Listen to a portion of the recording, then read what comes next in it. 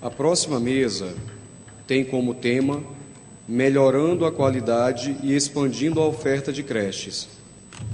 Convidamos para a mesa como moderadora Alice Duarte de Bittencourt, coordenadora geral de Política de Convivência Familiar e Comunitária de Crianças e Adolescentes da Secretaria de Direitos Humanos da Presidência da República.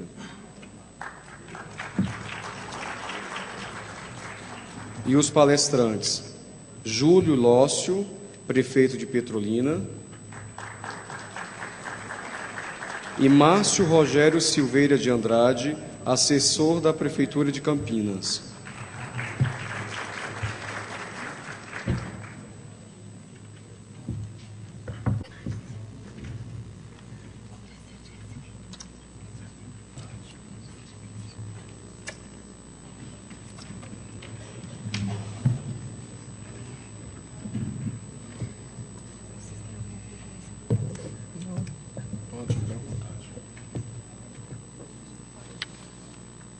Boa tarde.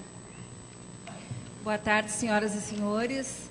É com muita honra que a Secretaria de Direitos Humanos da Presidência da República é parceira nessa discussão, junto com a Secretaria de Assuntos Estratégicos, junto com o Ministério da Educação, com o Ministério de Desenvolvimento Social e Combate à Fome, com o Ministério da Saúde e com a Rede Nacional Primeira Infância.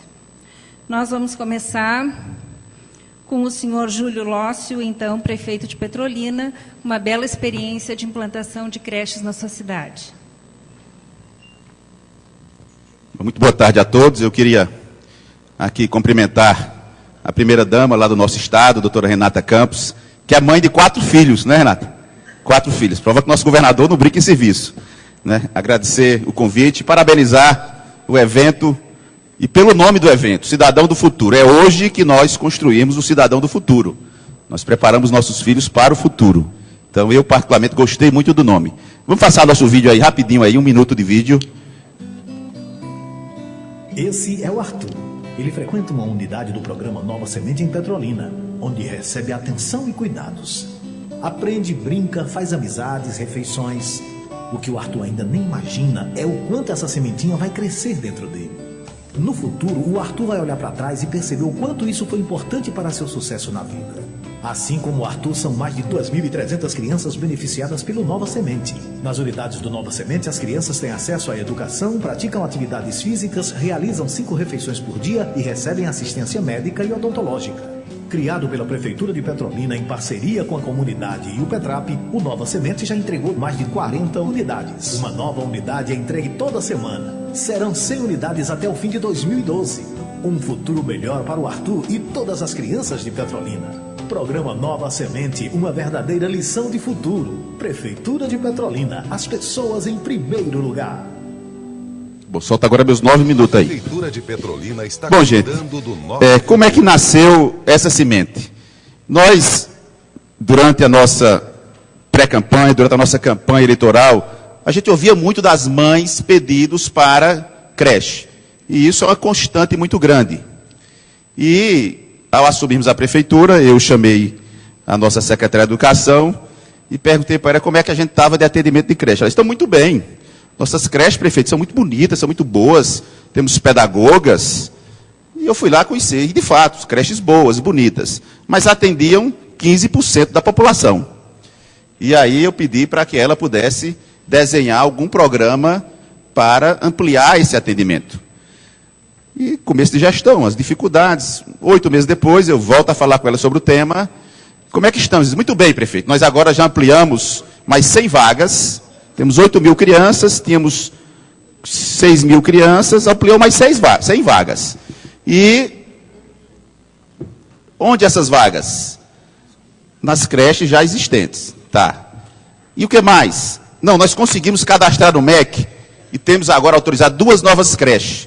E temos também 5 creches cadastradas lá no MEC que vão ser liberadas para construção. Eu digo onde? Nos bairros X e Y. Eu digo no Cacheado, que é uma invasão de lá onde está o povo que de fato precisa. Perfeito, lá não tem escritura porque é uma invasão. Então não pode levar a creche pública para as invasões. Nós temos umas áreas em Petrolina que são áreas federais, onde temos quase 25% da população, somos 300 mil habitantes, onde as mulheres trabalham na agricultura irrigada e saem às 5 horas da manhã e voltam às 6 da noite. E aí, também não conseguimos levar as creches para lá, porque não temos registro desses terrenos. E eu volto para a secretária e peço para ela fazer alguma ação para que nós pudéssemos avançar com isso. De repente eu percebi que ia ser difícil fazer isso dentro dos modelos convencionais que temos na nosso sistema educacional. E aí comecei a pensar, qual seria, meu Deus, qual seria o menor tamanho de creche possível? Ou seja, qual seria a célula de uma creche? Ou seja, que fosse pequena, mas que fosse viável funcionar. E aí comecei a desenhar, junto com uma amiga minha, que não era da Secretaria de Educação, uma unidade que pudesse funcionar e ter economicidade. Bom, desse desenho nasceu o que nós temos hoje, que é uma unidade que funciona em 4 salas, para crianças de 0 a 6 anos. 10 crianças para cada faixa etária, de 0 a 1, 10 e assim por diante.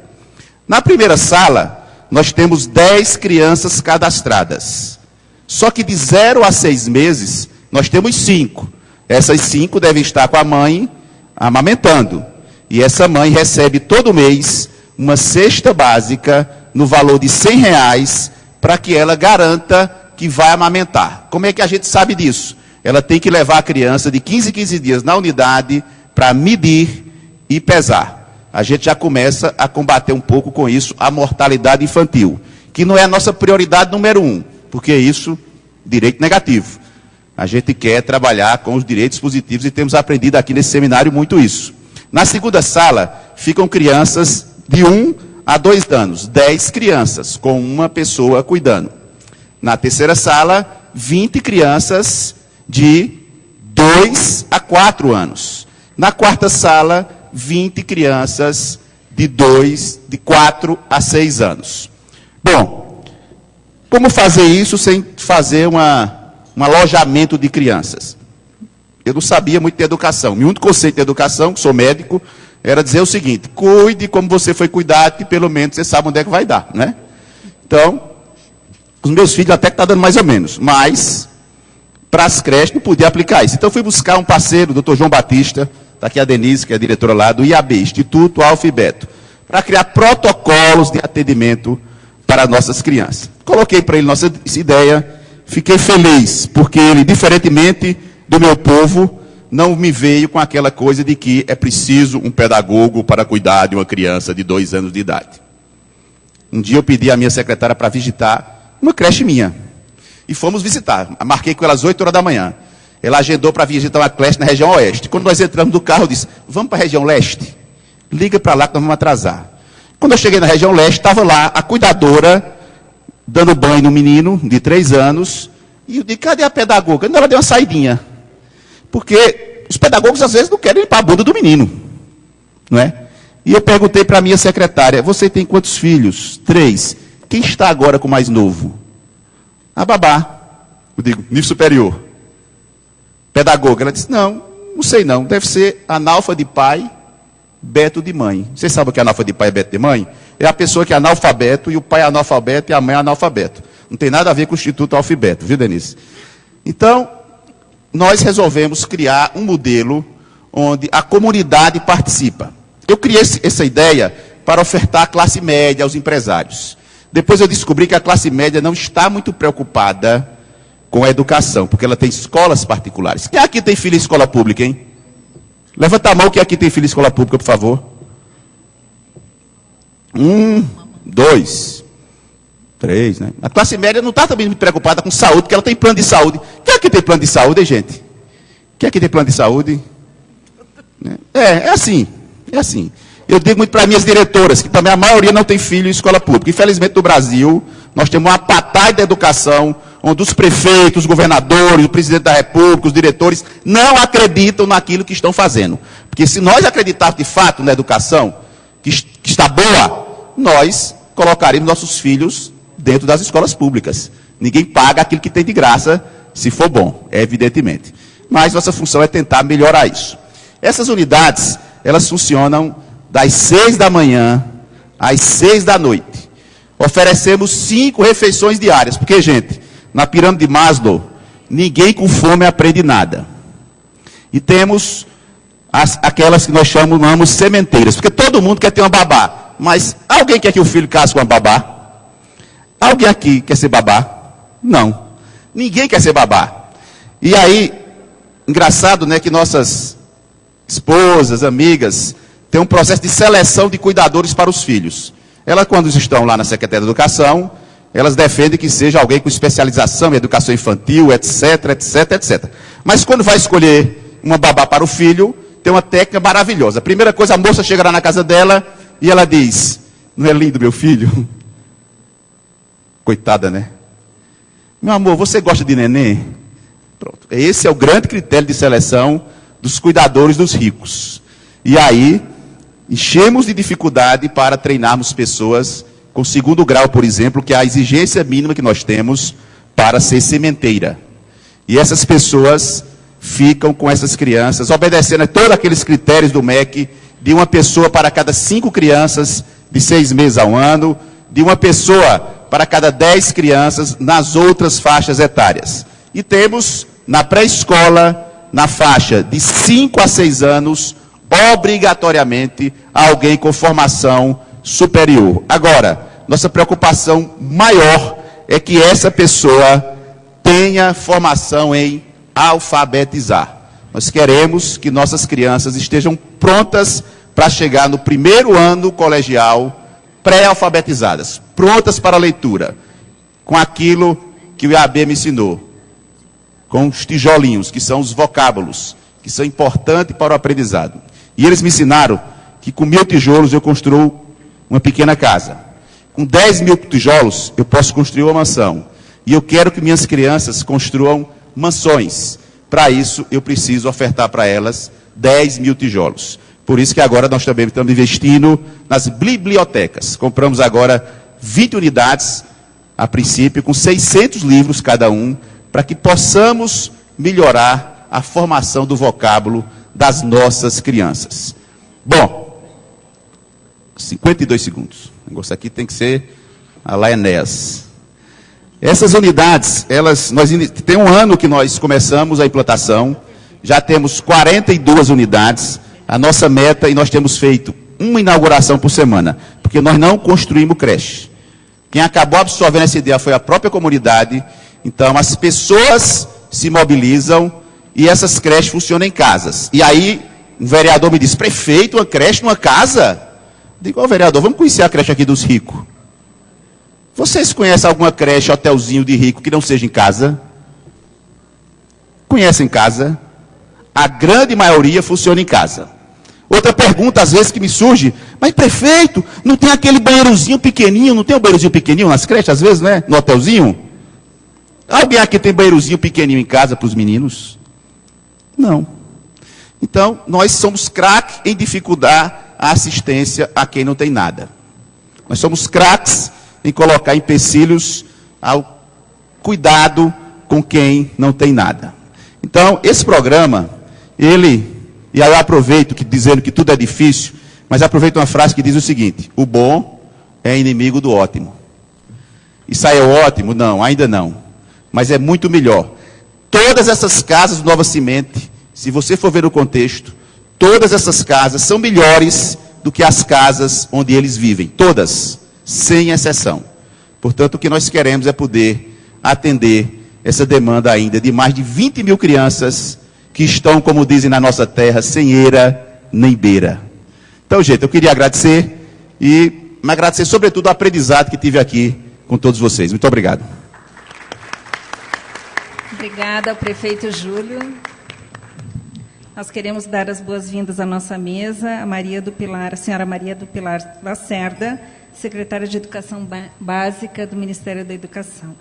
Passamos, então, ao senhor Márcio Rogério Silveira de Andrade, assessor da Prefeitura de Campinas. Boa tarde a todas e a todos.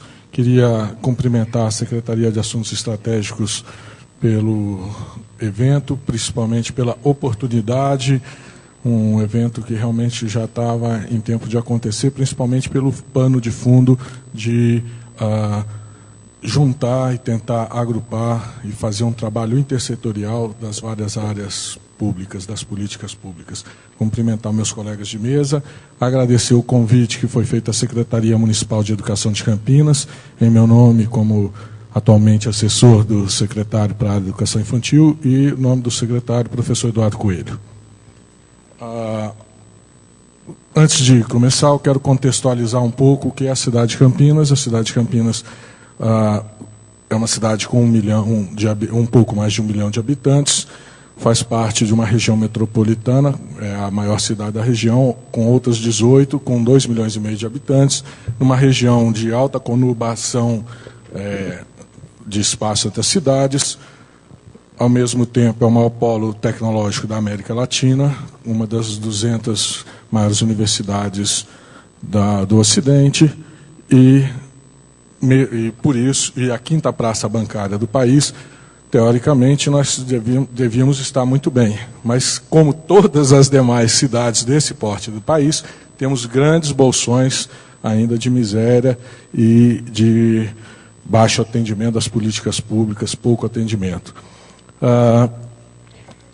Na questão da educação, eu tenho que também dar uma caracterização. Hoje nós temos, isso daqui nós tiramos essa semana, 89.700 crianças de 0 a 5 anos e 11 meses na cidade de Campinas. Temos um atendimento nas nossas escolas de 33 mil crianças de 0 a 6 anos. Nas entidades conveniadas, e aí não as nave-mãe, eu vou explicar depois isso, temos mais 6 mil e temos cerca de 12 a 13 mil crianças hoje em escolinhas e coisa e tal. Bom, a situação que nós encontramos e que nos pediram que nós falássemos um pouco, esse negócio aqui sempre dá problema, hein?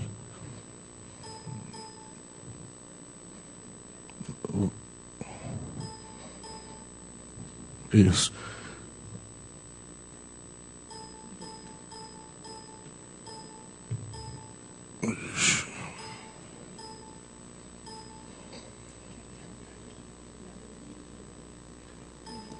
Volta.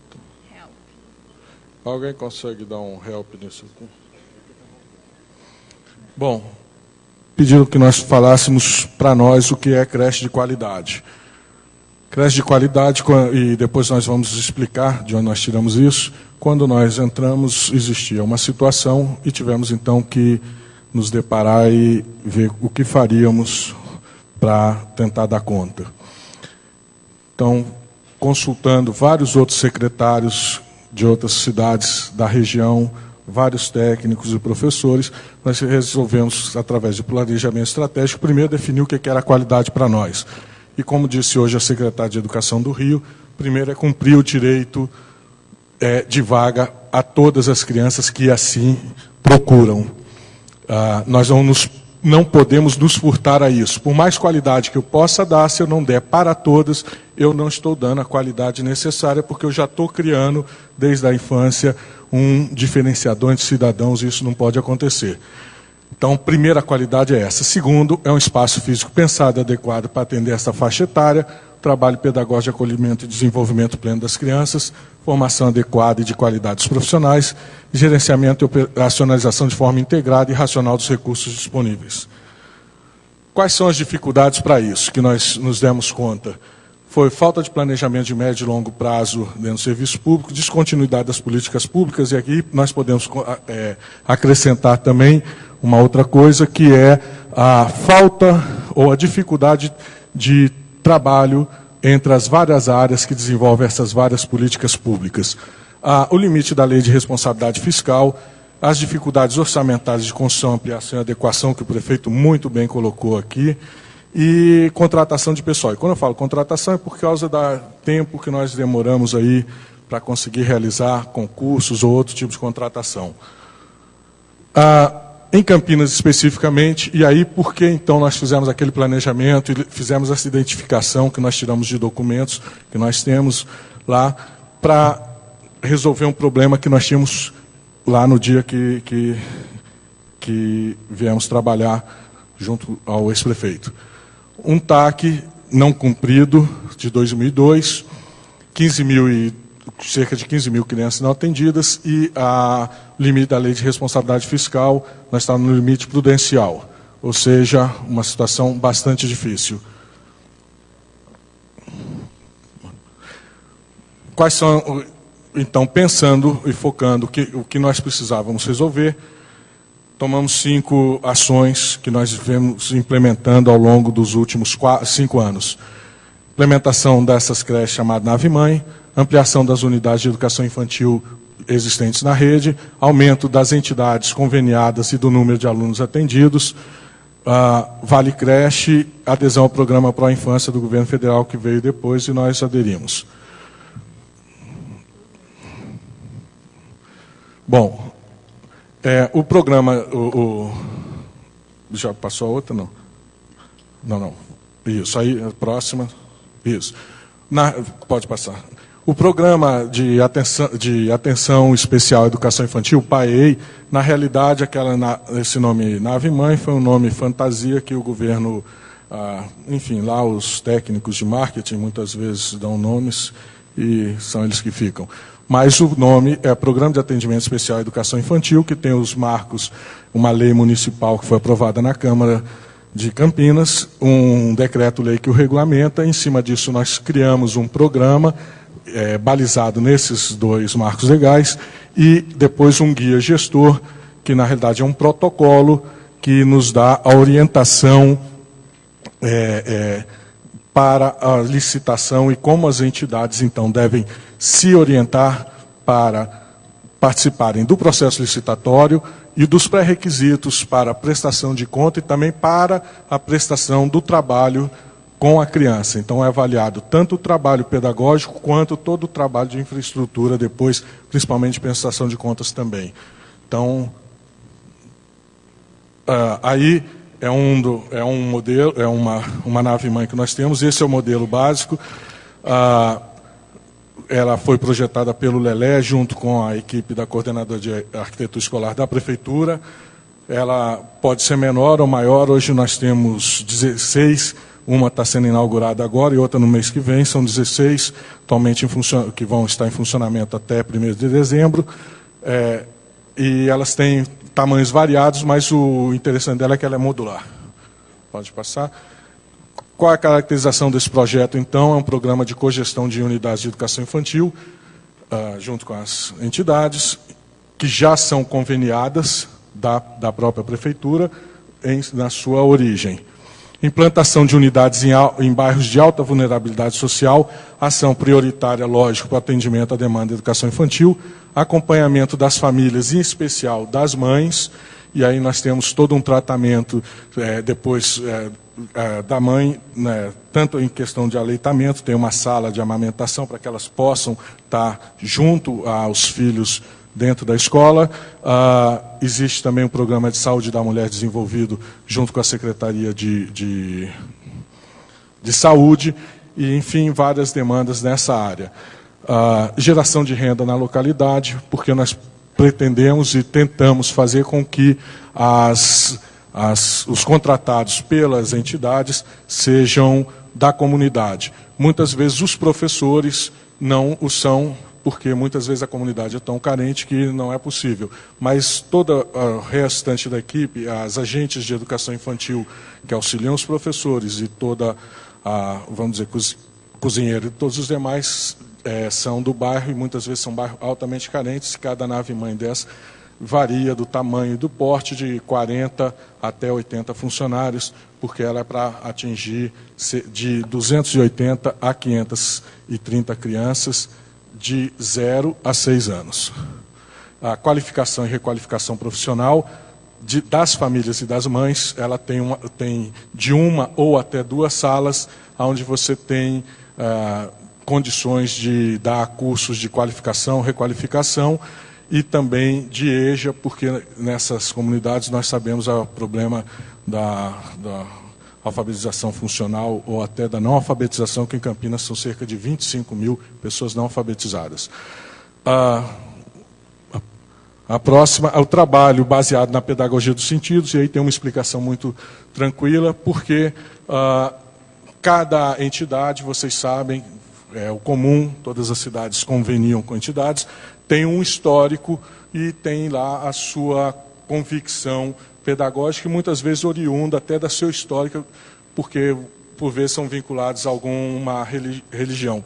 Com isso, a gente não só procura dar uma unicidade pedagógica, como também afastar um pouco a questão da religiosidade, não a religiosidade no geral, que essa está preconizada na própria LDB, mas aquela específica de cada uma das entidades, para que a gente possa tornar o ensino de fato laico. E temos um mínimo de problemas em relação a isso.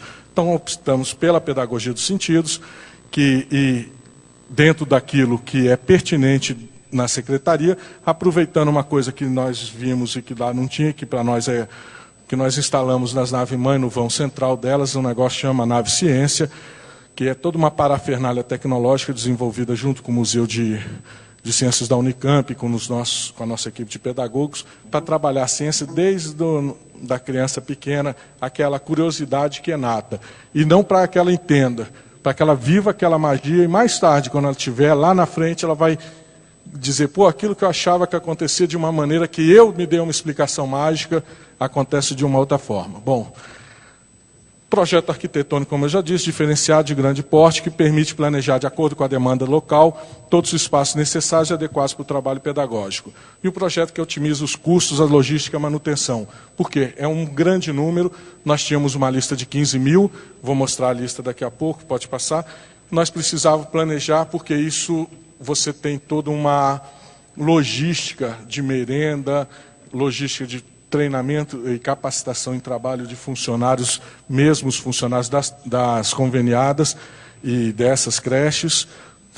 Essas são as faixas etárias que hoje nós estamos trabalhando. Pode passar. O custo mensal de repasse feito por aluno é pago a tabela cheia, independente de faltas ou não. O agrupamento 3, que é para a escola, é parcial. O 1 e o 2 são de período integral. Pode passar. Isso redundou, como vocês podem ver, a educação infantil. Nós criamos um número expressivo de vagas e conseguimos diminuir a lista de espera, e o número de matriculados aumentou. E isso teve uma consequência, e aí também foi um ponto focado, que foi zerar o déficit de pré-escola, porque, lógico, era o mais barato. Quando nós fizemos toda a análise, vamos começar pelo mais fácil, porque o juiz não determinou que tínhamos que atender a todos. Então, a partir de 2010, nós zeramos tudo, e quando você olha, nós temos uma dificuldade, que aí a secretária Cláudia já identificou, já estou terminando, que é uma questão que já vem há 2 anos, que é o aumento do número de procura por vagas em creche. Ela identificou bem uma coisa, que é a questão que mais pessoas estão, porque vem uma creche de qualidade, mas não é só isso. Também nós temos que avaliar que é a questão do pleno emprego. E aí é um lado bom, que isso faz com que mais mães busquem deixar seus filhos em um local abrigado e com educação, e, enfim, com tudo que uma creche pode oferecer. Então, também é um outro fator, é a questão do pleno emprego, e nós, então, há 2 anos não conseguimos baixar nossa lista de 7 mil, ela já está em 4 mil, e não vamos conseguir no ano que vem também, porque o ritmo de construção não acompanha a necessidade, infelizmente, e o ritmo de atendimentos, de outras, orçamentário e tudo mais. Essas são as vagas geradas durante o período, as que estão hoje em funcionamento e as 2 que estão agora por inaugurar. E aí o total que nós geramos ao longo de 2008 para cá, quando nós implantamos este programa PAEI, com todas as ações que eu discriminei, sendo a principal delas a atuação nas naves-mãe. O Vale Creche nós não implantamos, estava na Câmara, está parado aí por conta dos problemas que vocês têm acompanhado, para que a lei seja aprovada, porque, de fato, nós acreditamos que o Vale Creche é uma ação complementar. Ela não pode ser uma ação prioritária, mas sim complementar, depois que você já tomou todas as outras e praticamente esgotou sua lista. Pode passar. Queria, então, novamente agradecer a todos.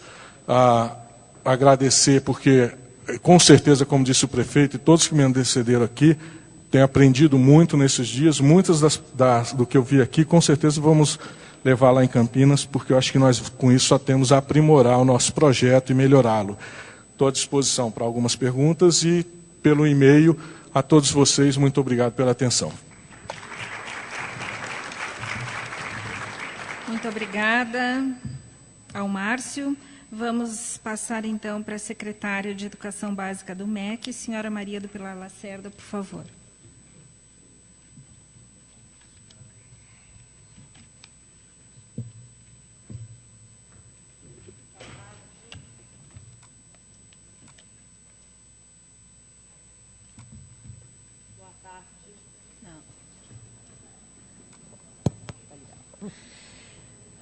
Boa tarde, de novo.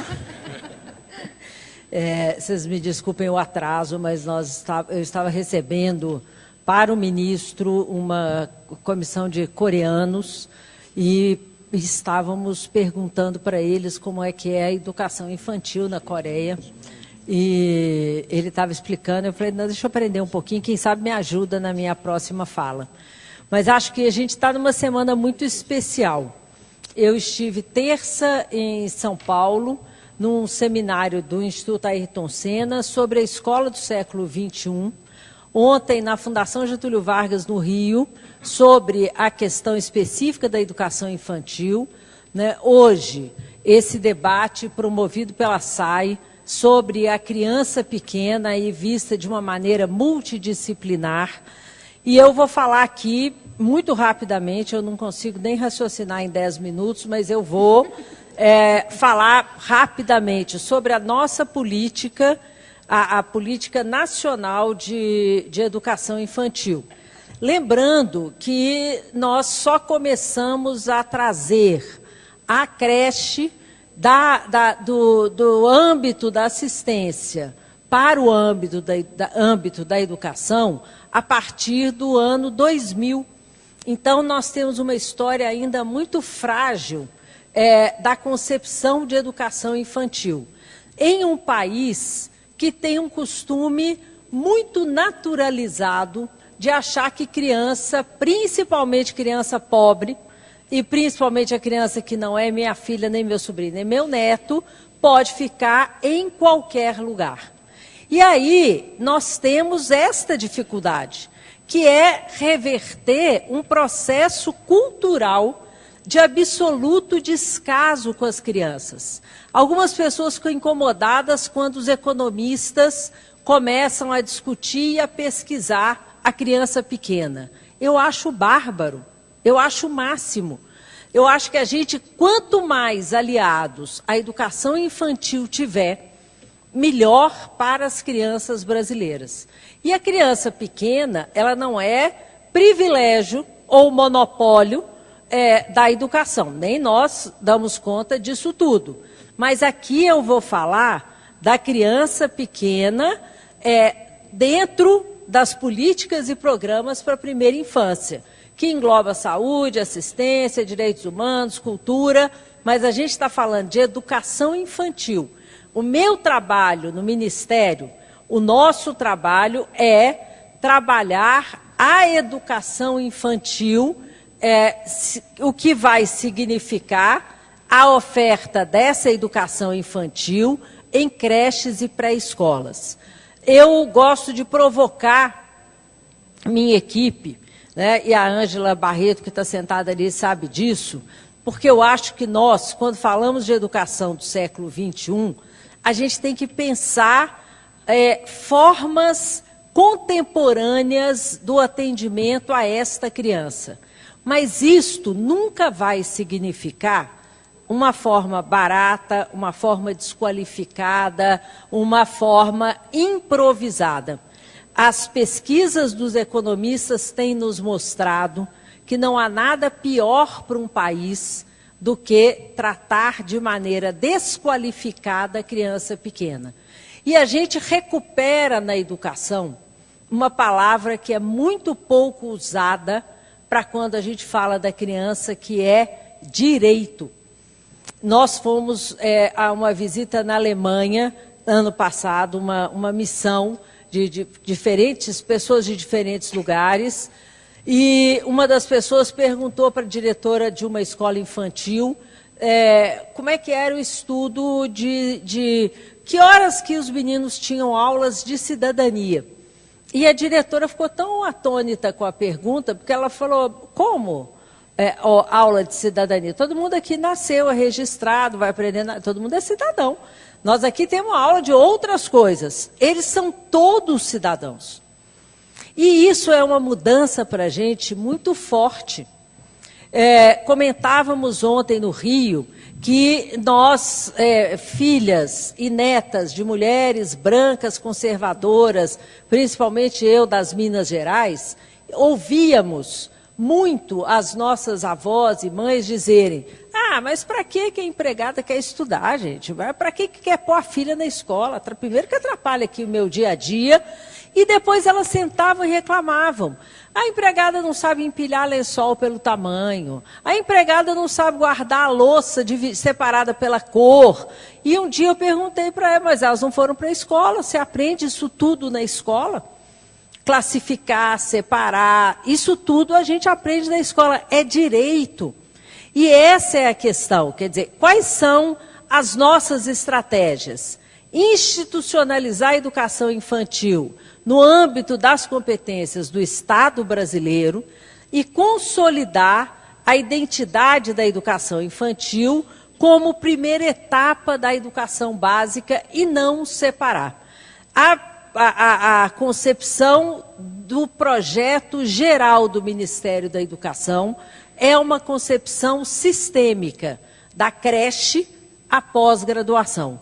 Então, a educação infantil faz parte do projeto do Ministério com a mesma importância que a pós-graduação, seja a formação de professores, seja a discussão de prédios. Aquele cronômetro está me deixando muito nervosa. Eu estou querendo passar algumas coisas ali. Então, educação infantil é dever do Estado. Lembrar que com a emenda constitucional 59, a partir de 2016, a matrícula será obrigatória para todas as crianças de 4 a 17 anos. Para quem acha que não precisa de mais recursos para a educação, que eles estão mal usados, o que não é verdade, se hoje a gente tivesse que cumprir a emenda 59 agora, nós teríamos de construir prédios para 3,5 milhões de brasileiros de 4 e 5 anos, de 15 a 17, que estão fora da escola. Então, é necessário lembrar que a matrícula, a partir de 2016, é obrigatória, mas nós temos 5 anos para organizar esse sistema, e isto significa muito mais investimento, seja na infraestrutura, seja na formação de professores. Também é preciso lembrar que a frequência, mesmo sendo obrigatória, não estão previstas sanções, como estão previstas sanções para os pais que não matriculam no ensino fundamental, não estão previstas sanções coercitivas para pais que não matricularem as crianças na educação infantil. A nossa concepção de educação infantil é aquela que acontece em espaços coletivos, não domésticos, públicos ou privados, considerados estabelecimentos educacionais e submetidos a múltiplos mecanismos de acompanhamento e controle social. Essa é a concepção de educação infantil, né, que nós trabalhamos. Práticas de educação e cuidado desenvolvido por professores e profissionais habilitados. E a partir de ações coletivas, intencionalmente planejadas e sistematizadas em um projeto pedagógico. A fase de juntar 20 crianças numa laje de uma casa e colocar ali uma senhora boazinha, que, aliás, é um dos movimentos mais importantes da história da educação infantil, que é o Movimento de Luta Procreche, o MLPC, né? Mas esta prática ela é importante como um movimento social, mas ela não pode ser reproduzida mais. Muitas crianças se machucaram, muitas crianças tiveram maus tratos, sofreram violências nessa improvisação, né, de resolver o atendimento da criança pequena. O outro avanço grande da educação infantil é a inclusão da educação infantil no Fundeb, né, e o reconhecimento, nesse momento, de que faz parte da educação básica.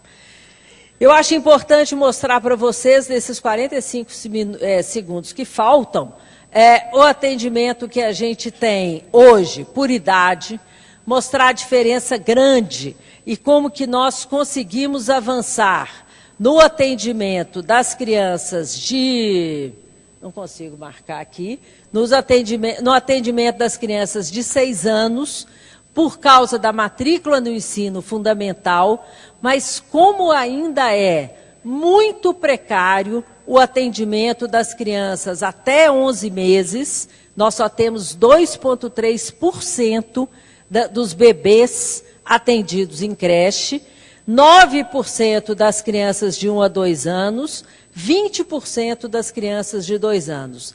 Na média, esta faixa tem um atendimento de apenas 46,7%, e nós estamos falando de um total da população de 19 milhões de crianças brasileiras. Há também um atendimento muito diferenciado no Norte e Nordeste, para o Sul e Sudeste, principalmente o Sul, que tem um atendimento de 59,4%, enquanto o Nordeste tem um atendimento de 79%. Eu não tenho tempo para entrar nesse debate, mas este também é um bom debate, porque ele provoca uma inversão, né, em relação aos índices educacionais no Brasil. As políticas do MEC para a formação de professores. O pró-infantil, que vai formar professores de nível médio, e muitos não tinham sequer o nível médio, então eles saem formados no nível médio, modalidade normal. Nós já formamos 23.200 profissionais, que eram o que antes a gente chamava das crecheiras, e que agora se tornam professoras de ensino médio. O curso de especialização em educação infantil, oferecido por diferentes universidades, ele é presencial, tem 3.400 vagas oferecidas, nós tivemos uma procura imensa, e é importante para a gente criar uma massa crítica nas administrações municipais especializadas na educação infantil.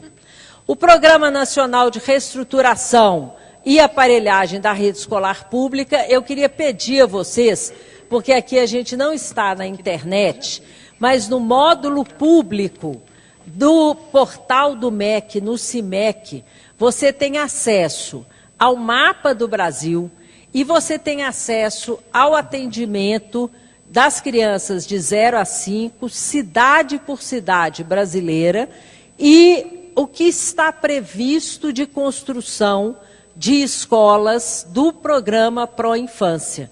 E aí tem fotografias desse programa, quem quiser acessar e conhecer a realidade da sua cidade ou do seu estado, né, no portal do Ministério, www.mec.gov.br, é só procurar o módulo de domínio público do CIMEC e vocês terão acesso a esses dados. É interessante lembrar o compromisso da presidenta Dilma, já sendo efetuado, de incluir o Pró-Infância no PAC 2 e da gente construir até 6.000 unidades de educação infantil até 2014, além das que já estão construídas e prontas. Biblioteca escolar, alimentação escolar, programa Dinheiro Direto na Escola, são programas que também incluímos a educação infantil, que não estavam, né, na educação infantil e que também reconhece o pertencimento da educação infantil à educação básica. Novas diretrizes curriculares da educação infantil, criação de uma rede nacional de promoção da igualdade racial na educação infantil e a regulamentação pelo Conselho Nacional de Educação do funcionamento de creches das universidades federais. Todas essas ações, que eu não vou falar porque meu tempo está super esgotado, eu só vou dar 2 notícias para vocês. O ministro criou um comitê executivo formado pelo secretário de Ensino Superior, por mim, secretária de Educação Básica, e pelo professor Aloysio Araújo, para que a gente pense na criação de centros de pesquisa da criança pequena, inicialmente nas universidades federais. Nós queremos, inclusive, as creches federais, as creches que já existem nas universidades federais, mas também construir unidades do pró-infância na periferia das cidades, que as universidades aderirem ao programa e criar linhas de financiamento para pesquisa e para formação e criação de mais materiais sobre a educação infantil. E a outra comissão que o ministro também vai criar é uma comissão nacional de avaliação da educação infantil, a proposta mostrada pelo Ricardo Paes de Barros, o ESC, levantou uma boa e produtiva polêmica, eu acho. Eu acho que é muito interessante a gente poder discutir e conhecer o que os outros fazem e perceber que nós temos quase nada no Brasil em relação à avaliação da educação infantil. Então, essa comissão terá a participação do MEC, do Conselho Nacional, do MIEIB, da Undime, das universidades, da Secretaria de Assuntos Estratégicos, com o auxílio do BID, que já nos ajudou, eu estou vendo o Marcelo ali, na avaliação inicial, junto com a Fundação Carlos Chagas, das creches de 6 capitais. Então, a nossa proposta é aprofundar o que seria um modelo de avaliação da educação infantil no Brasil, que ainda, desculpando a comparação, engatinha, né, em termos de direitos da criança e em termos de formulação, né, de políticas que atendam à imensidão do Brasil e que sejam contemporâneas e respondam aos nossos desafios. Muito obrigada.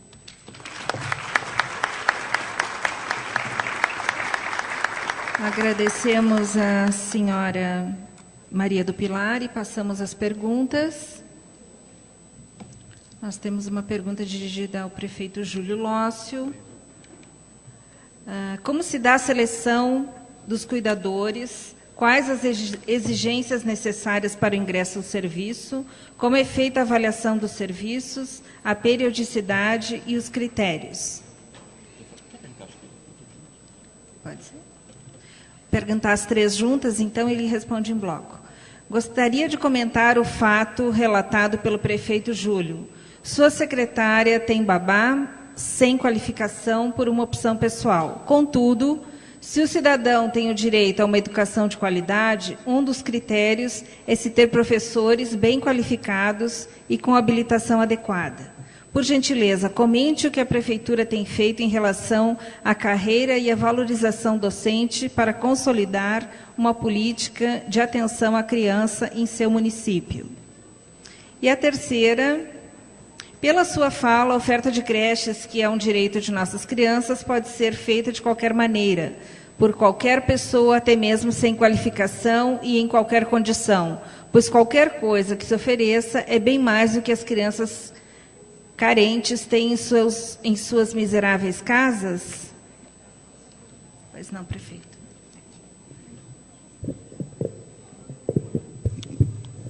Bom, essa discussão realmente eu acho que ela é muito proveitosa, porque, primeiro, lá em Petrolina nós criamos agora um plano de carreira e salário para os professores, né? Fizemos concurso público e até então, na maioria das cidades do Nordeste, os professores são contratados mediante QI, quem indica. Nós acabamos com isso no município.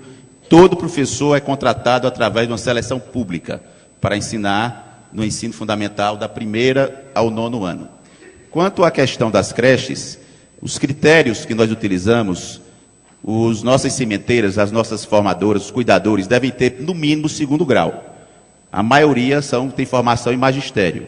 E nós estamos com um programa de educação continuada que é feito pelo Instituto Alfa e Beto. E eu particularmente não vejo como nós podemos, hoje no Brasil, termos profissionais de nível superior para cuidar de crianças de 2 anos, de 3 anos. Nós temos nas nossas unidades, Nova Cimente, pedagogos na pré-escola. Nas idades de 0 até 3 anos, nós temos os cuidadores, porque nós não temos hoje como custear isso. Não temos. E, infelizmente, nós temos uma cobertura no Brasil que gira da ordem de 20%. É preciso que as pessoas, às vezes, saiam. E eu tinha uma vida medíocre antes de entrar nesse mundo, porque eu vivia da minha casa para o shopping, do shopping para o consultório, e não conhecia a realidade das mães que estão na periferia das nossas cidades, que saem de casa às 5 horas da manhã, voltam às 6 da noite, são obrigadas a deixar um filho de 5 anos cuidando de um filho de 3. Muitos morrem afogados em balde de águas, morrem por choque elétrico. Agora em Pernambuco, em Recife, né, uma mãe saiu e os 3 filhos morreram queimados. Portanto, nós temos que avançar de maneira mais rápida.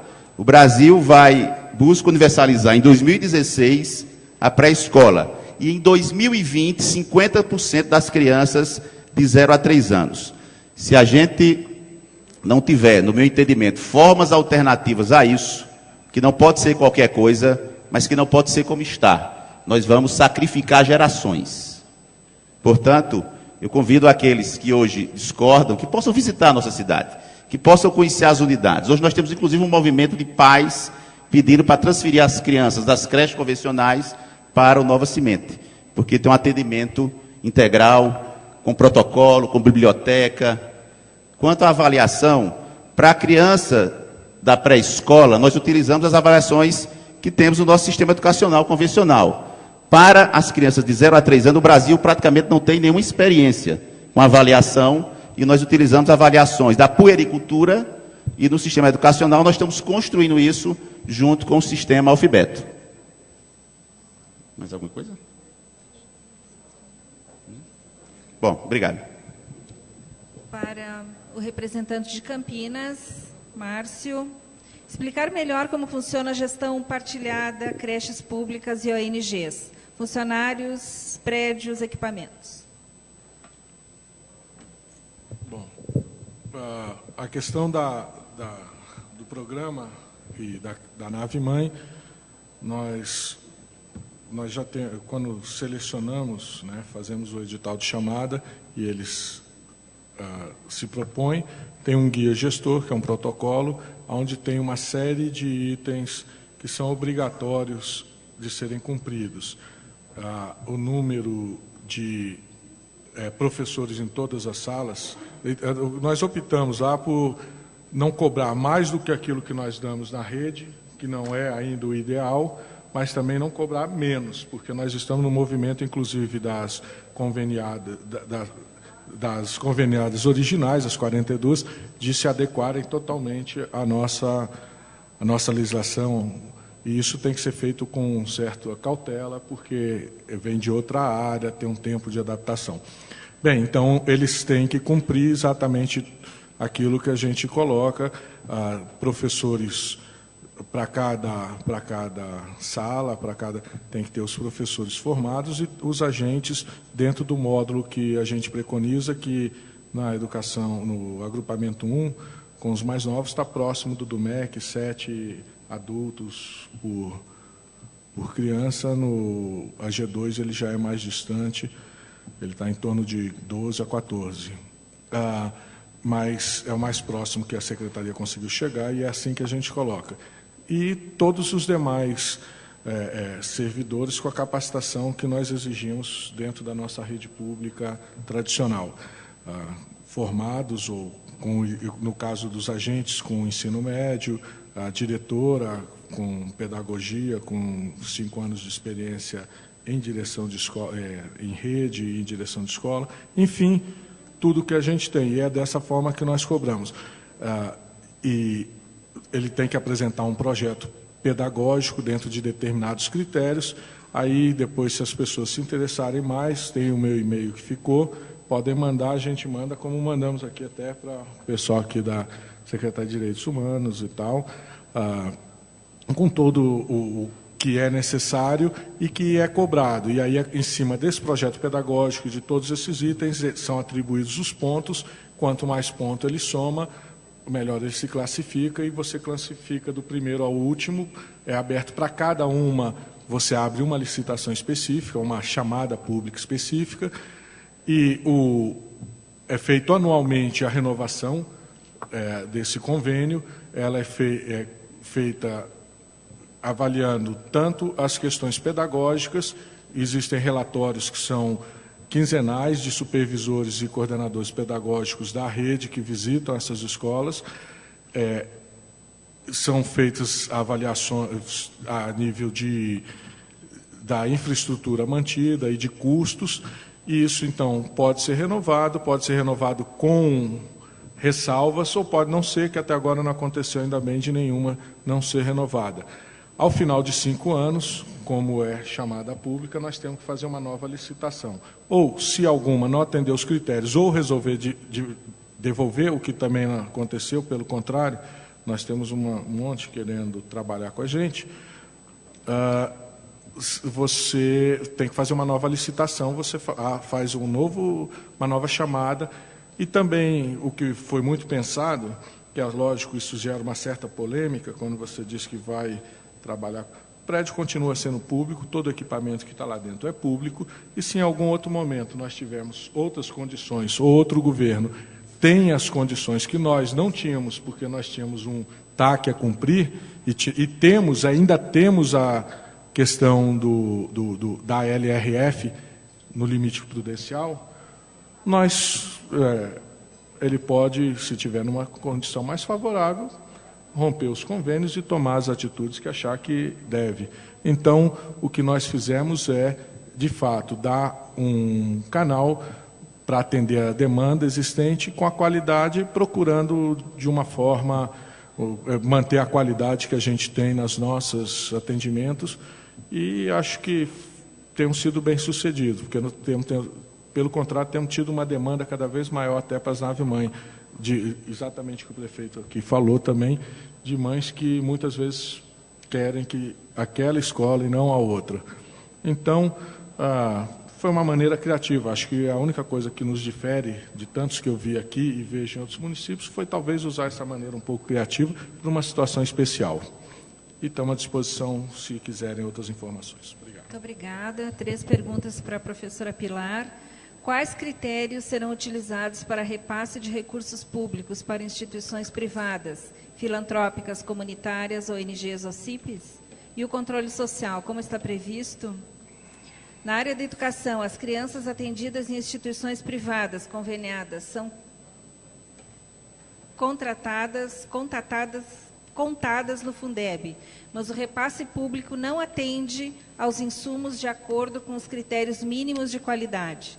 Como será garantida a qualidade, critérios legais já existentes nos modelos alternativos propostos?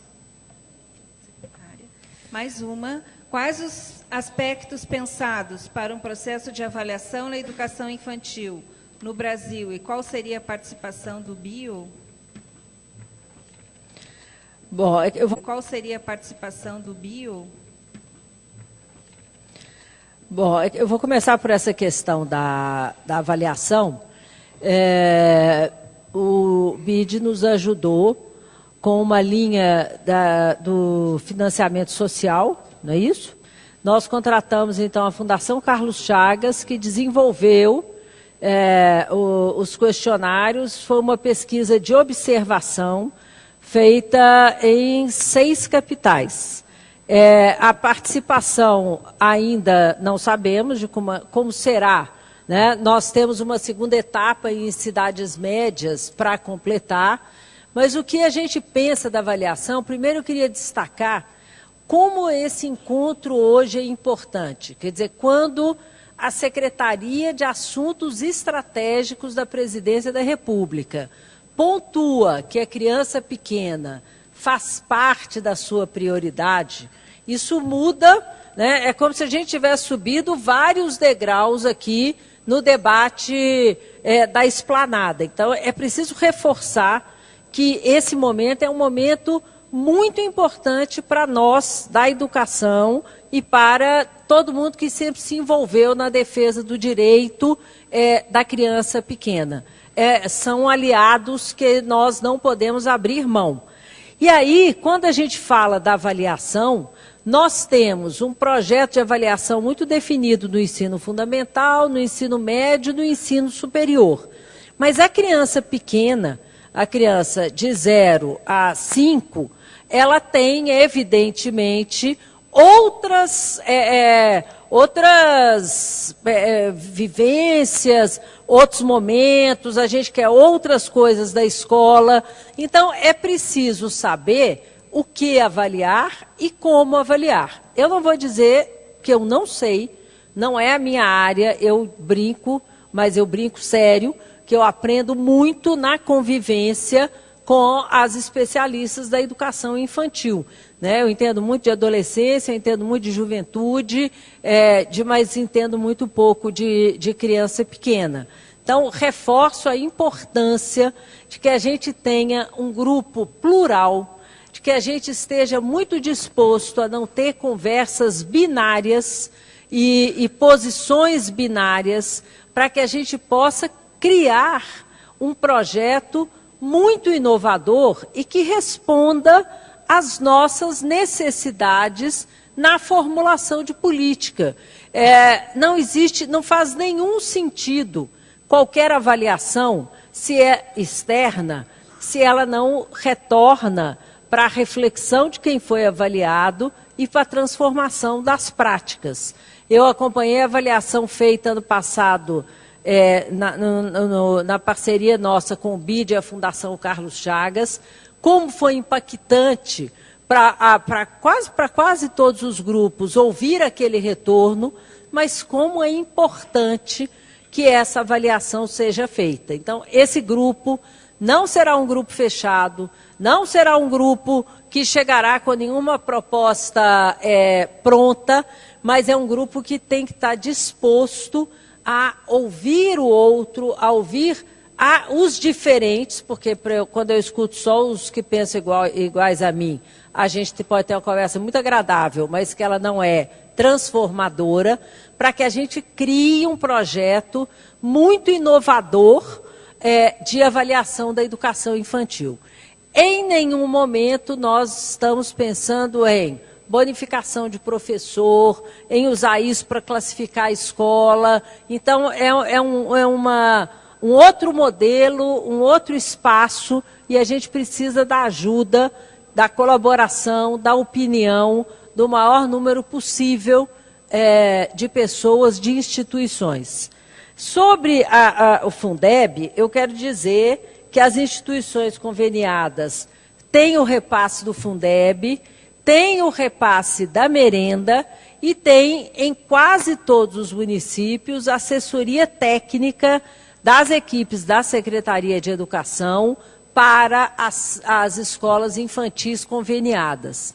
Existe um problema, mas já está tramitando no Congresso um PL, porque pela lei do Fundeb, a partir de 2012, as crianças de 4 e 5 não recebem mais repasse do Fundeb.